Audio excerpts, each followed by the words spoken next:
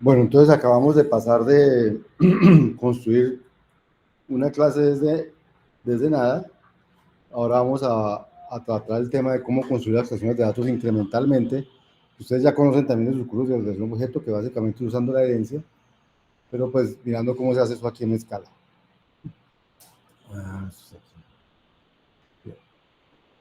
Entonces, una piedra angular es la abstracción de datos. Otra piedra angular de la ingeniería de software es la utilización de código, reutilización de código. Entonces, la programación orientada a objetos responde a esta necesidad con el mecanismo de la herencia. ¿Qué es la herencia? La herencia es, en esencia, la capacidad de construir nuevas clases a partir de clases ya existentes. La ahorita con racional no usamos ninguna clase existente, no heredamos de ninguna cosa.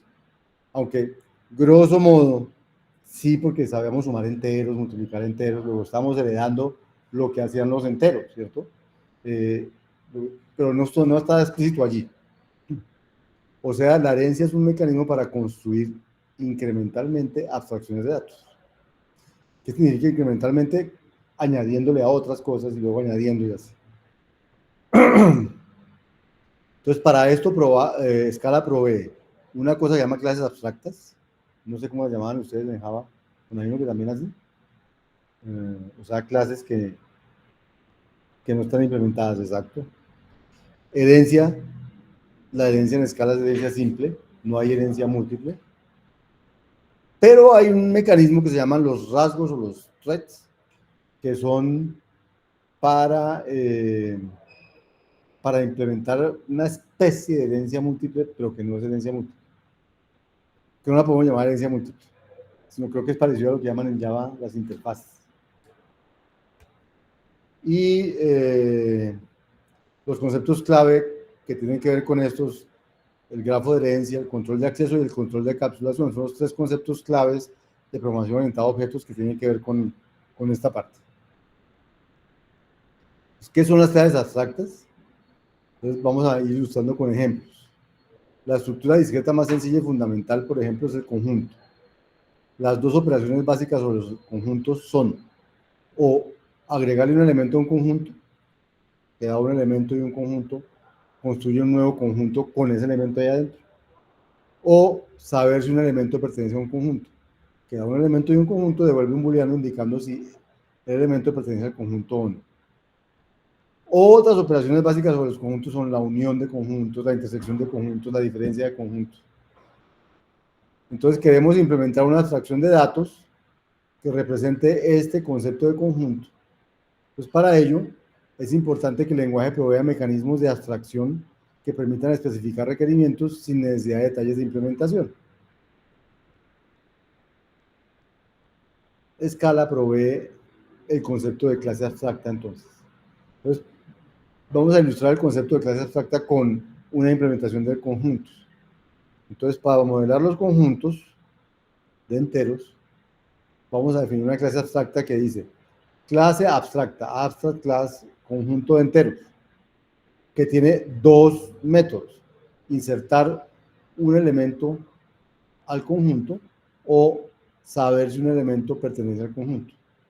Insertar un elemento en un conjunto me devuelve otro conjunto, saber si un elemento pertenece a un conjunto me devuelve un booleano. ¿Sí? Entonces, la clase abstracta se llama conjunto de enteros y las clases abstractas contienen miembros sin implementar. Por ejemplo, aquí insertar y pertenece no dice cómo se implementan, solo dicen los nombres que devuelven. Y obviamente no se pueden crear instancias de una clase abstracta, es decir, no se puede usar new. Si es una clase abstracta, new no funciona con eso, porque no sabría cómo crear los objetos y no sabe cómo manipular.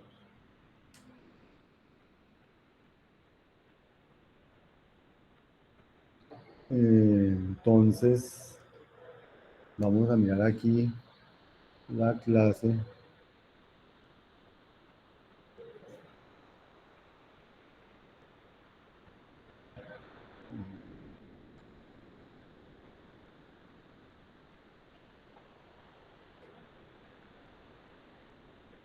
Entonces, por ahora podríamos crear esta clase abstracta.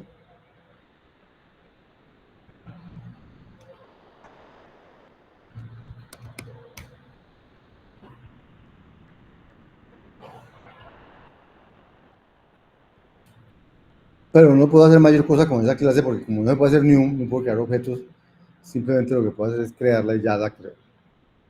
Bien. Entonces aparece el concepto de herencia. Entonces uno puede extender las clases. Entonces supongamos que queremos implementar los conjuntos de enteros por medio de árboles binarios ordenados. Entonces vamos a decir que hay dos tipos de árboles posibles. O el árbol vacío para representar los conjuntos vacíos, o el árbol con un elemento en la raíz y el resto de elementos en los subárboles izquierdo, en el izquierdo los menores que la raíz y en el derecho los mayores que la raíz. Entonces vamos a representar conjuntos de enteros, de una vez vienen en unos árboles, entonces el conjunto vacío va a ser árbol vacío, y un conjunto con muchos enteros, entonces va a tener en la raíz un elemento, en el árbol izquierdo un árbol, y en el árbol derecho un árbol con el resto de elementos. Todos los elementos del conjunto son los que están en en todos los nodos del árbol. Entonces, para construir esos elementos, entonces vamos a decir que vamos a crear, ¿dónde está el vacío? Bueno, ahorita les digo por qué. La clase vacío que extiende, entonces con extende es como hereda de, ¿no? Que extiende la clase conjunto de enteros, y entonces para extenderla, entonces la va a extender con el árbol binario vacío. Entonces, si un árbol binario está vacío, ¿cómo podría implementar el pertenece? Pues si está vacío es porque no tiene elementos. Luego pertenece, su implementación es que siempre devuelve falso. E insertar, ¿cómo se implementaría insertar un X en un conjunto vacío? Ah, pues voy a insertar X en un conjunto vacío, pues simplemente creo el conjunto, digamos, me falta crear la clase no vacío. Pues la clase, creo un nuevo elemento no vacío, con X en la raíz, sin nada en el hijo izquierdo y sin nada en el hijo derecho, porque solamente hay un elemento. O sea, creo un árbol con un solo elemento. Y ese árbol, para crear árboles con elementos, este crea árboles vacíos. Para crear árboles no vacíos, estará la clase no vacío, que recibirá la raíz, el hijo izquierdo y el hijo derecho. ¿Listo? Bien. Y la clase, para representar conjuntos no vacíos,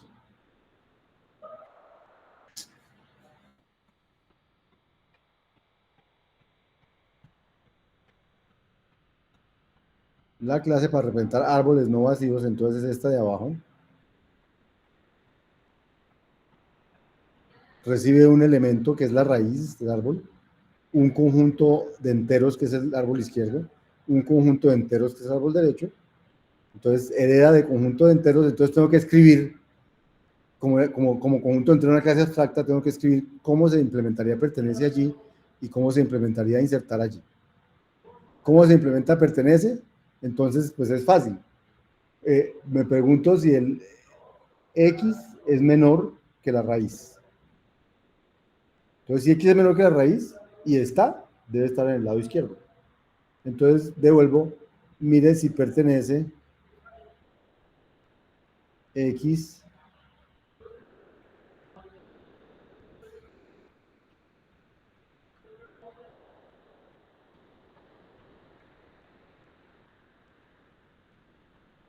Uy, ahí me faltó pertenece X al izquierdo.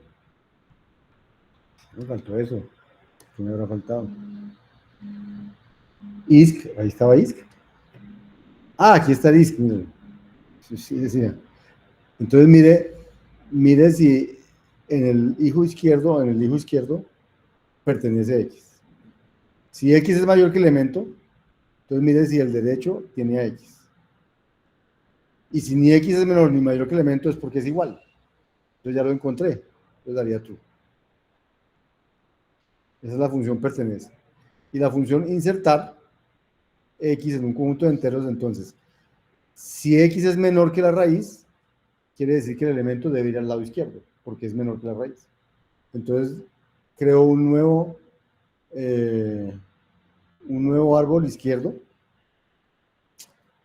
Mi respuesta va a ser un nuevo árbol cuya raíz sigue siendo elemento, cuyo árbol izquierdo es el izquierdo insertándole X y cuyo derecho es el mismo derecho. O sea, lo que hice fue coger el hijo izquierdo e insertar X en el hijo izquierdo. Y devolví el resultado de insertar X en el hijo izquierdo. Si X es mayor que el elemento, entonces lo debo insertar en el hijo derecho. Entonces devuelvo un nuevo árbol cuya raíz sigue siendo el M, cuyo hijo izquierdo es el mismo y cuyo hijo derecho cambia para ser el derecho insertándole X. Y si no, quiere decir que X ya estaba, luego no hay que insertarlo, entonces devuelvo el mismo árbol porque ya estaba insertado X.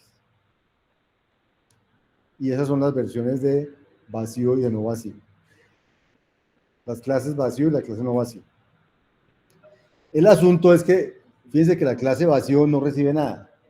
La clase vacío, o sea, cuando yo hago new vacío, me devuelve siempre la misma cosa, porque no depende de nada. Entonces, la clase vacío podría ser, sobrar como clase, y más bien, eh, perdón, ¿qué dice ahí? Más bien, eso, y más bien, en lugar de crear múltiples instancias del objeto vacío, es decir que no hay una clase vacío, sino que hay un objeto que se llama vacío, que es un objeto de la clase conjunto de enteros, que el pertenece se implementa así, el insertar se implementa así, pero que no hay que hacerle news, sino que es un objeto ya, un objeto que se comporta así, que es la clase conjunto de enteros, para no estar haciendo new conjunto vacío, cuando vacío siempre devuelve la misma cosa y no depende de nada. Entonces, esta definición define un único objeto denominado vacío. No se pueden crear instancias de vacío. No se necesita crear instancias de vacío porque no es una clase. Los objetos únicos son valores. Luego, vacío evalúa a sí mismo, pues ya es un valor. Entonces, ahora sí, miremoslo aquí. Tengo la clase, en lugar de la clase vacío, aquí crearon el objeto vacío. Entonces, aquí fíjense, cuando la clase no vacío, bueno, la clase no vacío es la que pusimos allí, la que mostramos allí, la voy a crear aquí abajo. Entonces creo la clase vacío, no vacío, y ahora voy a crear el objeto vacío. Entonces fíjense que antes, mejor dicho, antes, es decir, en la transparencia que yo les mostré, la clase vacío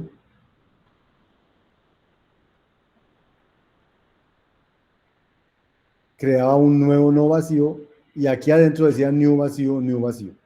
O sea, con un objeto con un solo elemento, hijo izquierdo vacío, hijo derecho vacío, pero como ahora vacío ya no es una clase, sino un objeto, entonces lo que crea es vacío y vacío, que ya son objetos. No necesita ser new, porque vacío ya es un objeto.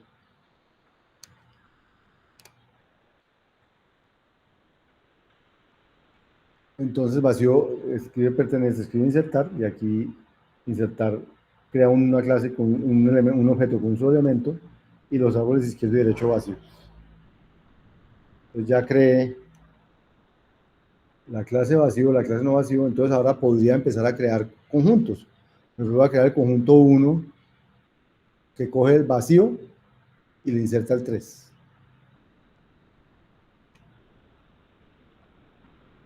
Entonces él dice esto porque no hemos hecho un toString, tendría que hacer un toString para que él dijera cómo se ve el conjunto. O C2, que dice coja C1 e insértele 2. Pues ya lo cree. Y ahora puedo preguntarle, ¿será que C1, ¿será que a C1 pertenece el 2? Y no, en C1 no está el 2. Y el 3, y me dice sí, el 3 sí está ahí. Y el 2 está en C2, y entonces me va a decir que sí. Acabo de crear un constructor de conjuntos enteros. ¿Qué tiene por debajo? Árboles binarios. Ahí puedes escoger otra cosa, puedes escoger otra cosa. El usuario solo le interesa que puede crear conjuntos enteros, meterle elementos, preguntarle si un elemento está allí, y ya puede manipularlos.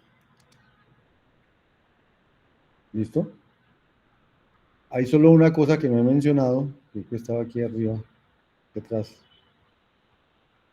y es que eh, cuando la clase abstracta, como la clase abstracta hay unas funciones que no están implementadas, entonces yo las tengo que implementar en el objeto. Pero también podría tener la clase abstracta, algunas implementadas y algunas no, y podría cambiar algunas de las implementadas. Entonces, cuando uno quiere cambiar una que ya estaba creada, le hace override def, tal cosa, entonces hace que, a pesar de que sub extiende la clase base, el foo no es el de la clase base, sino el foo es el que yo le acabo de hacer override. ¿Sí? O sea, yo puedo reescribir métodos, a pesar de heredar de una clase, puedo reescribir lo que hacen los métodos de esa clase, pero tengo que reescribirlo en la clase que acabo de crear. ¿Qué más hay aquí? Eso ya lo dije, ya lo dije, ya lo dije. Ah, bueno, cuando yo, eh, cuando yo heredo de alguien, entonces se dice que ese alguien es la superclase. Cuando yo creo clases que heredan de la superclase, esas clases se llaman subclases. En escala, toda clase definida por el usuario extiende alguna clase. Si no se explicita, extiende por defecto la clase object de Java. Y las superclases directas o indirectas de una clase se denominan clases base de C. Las clases base de no vacío son conjunto entero y objetos. ¿Y qué más hay para decir por aquí? Que Scala tiene una jerarquía de clases, que es esta que está aquí en este dibujito. La clase más general de Scala se llama la clase any, o sea, cualquier cosa pertenece a la clase any. De la clase any vienen los valores de escala como tal, pero también vienen los valores de Java. La clase AnyRef de Java también es la clase Any de Scala. Como acuérdense que Scala está escrito sobre la máquina virtual de Java, o sea, compila la máquina virtual de Java, entonces hicieron todo esto para poder reutilizar todas las cosas que ya había en Java. Y eso es una de las, digamos, ventajas de este lenguaje de programación, que reutiliza todo lo que ya había escrito para Scala, para Java, pero también escribe las clases en Scala. La clase booleano, la clase carácter, la clase doble, flotante, longitud, enteros, el carácter es, como bien, los enteros, los caracteres también son enteros, los cortos, los bytes, bueno, esa es como una jerarquía de clases de escala, pero es la única, de las pocas clases, de las pocas sesiones en las que vamos a ver eso son estas. Por último, Scala tiene una cosa que se llama, la herencia sencilla, solo puedo heredar de una clase. No es múltiple. Pero tiene una cosa que se llaman los traits, que se los inventaron porque con frecuencia uno quiere reutilizar funciones de varias fuentes, porque se ajustan a lo que uno está haciendo. Entonces, para eso, Scala provee una cosa que se llama los traits. ¿Qué es un trait? Es como una clase. Es casi como una clase, pero no es una clase. Es ¿cómo se llama? Un constructo que encapsula métodos y definiciones de campos que se utilizan mezclándolos con las clases. Su sintaxis es muy similar a las clases abstractas. Trait plano. Y tengo aquí lo que tiene el trait plano. ¿Para qué se usan los traits? Los traits o los rasgos se usan para crear objetos que heredan de una clase, pero heredan cosas de muchos traits. ¿Sí? Por ejemplo, un cuadrado que es una forma, pero puede heredar del plano, puede heredar de otra cosa que se llama movible, puede heredar, esos son traits, rasgos de algo, y entonces yo le doy una clase, pero también puedo heredar de muchos rasgos de otras cosas.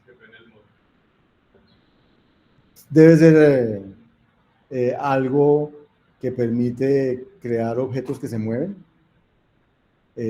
Esto debe ser algo que permite ponerlo en un plano, no sé qué cosas. Estos son los ejemplos. Vamos a usar los traits en en algunas clases, pero no es algo que sea importante que ustedes vayan a estudiar y a meterse en la cabeza, uy, ¿qué es un trait? No entendí. Un trait es como otra manera de definir clases, pensémoslo por ahora sí. Pero no son clases, es lo que en Java llaman interfaces.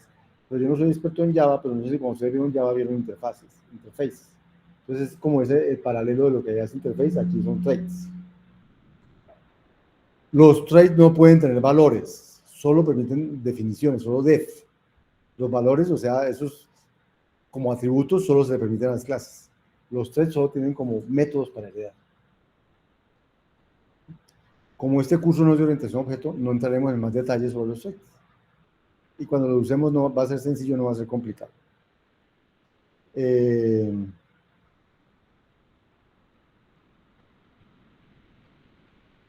Último concepto de esto de abstracciones de datos construidas incrementalmente es lo del despacho dinámico.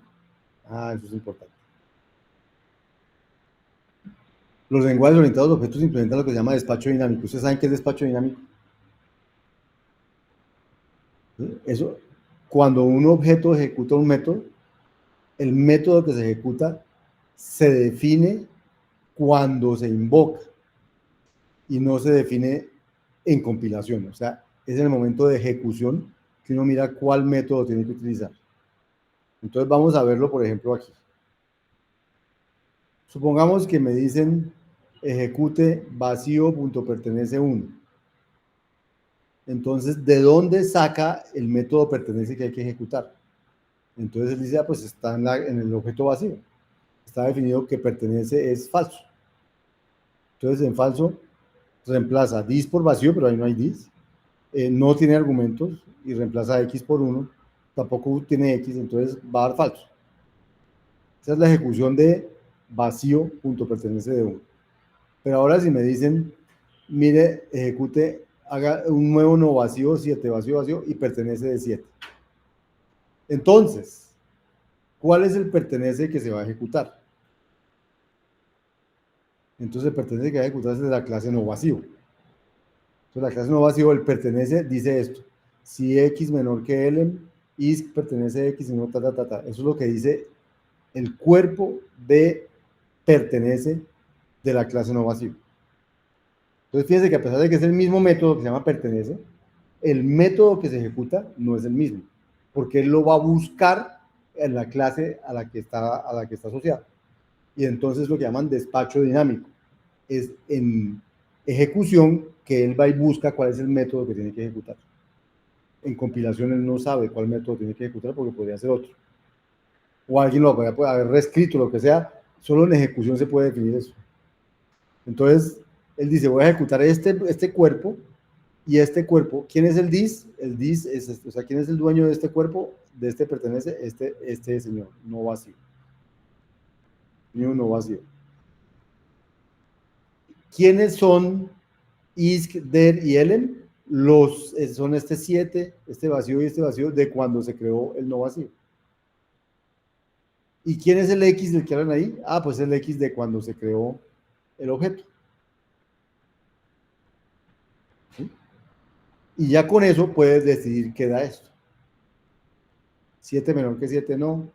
Entonces, lo que pone 7 menor que 7 dice X menor que el M. O sea que el M es 7.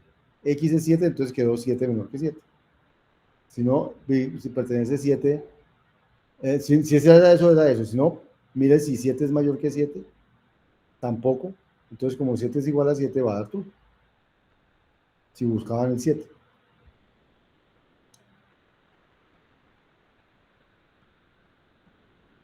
En escala se pueden crear paquetes, pero ya vieron ahorita con el taller cómo se crean paquetes, ¿cierto?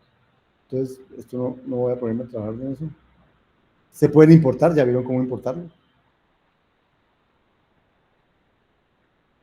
Automáticamente hay cosas que se importan, por ejemplo,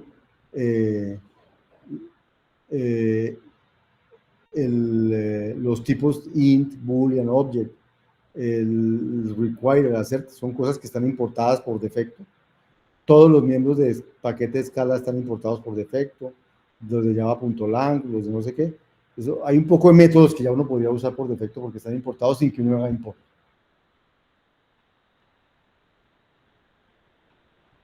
Y ya, eso era lo que tenía que ver con el tema de hoy. El tema de hoy era funciones y datos.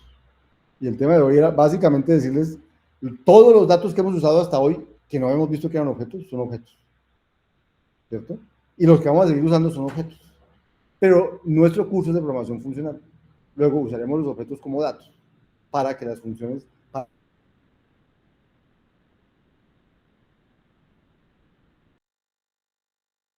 clases, solo a veces que necesitamos un dato especial, decimos, bueno, este dato lo vamos a tratar con esta clase y de ahí en adelante hagamos, ¿cierto?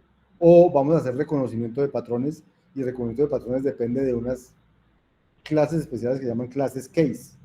Entonces eso va a ser va a dar una riqueza funcional muy grande y entonces lo vamos a ver. Pero en general no necesitamos ningún otro concepto de programación orientada a objetos más que lo que vimos hoy. ¿Listo?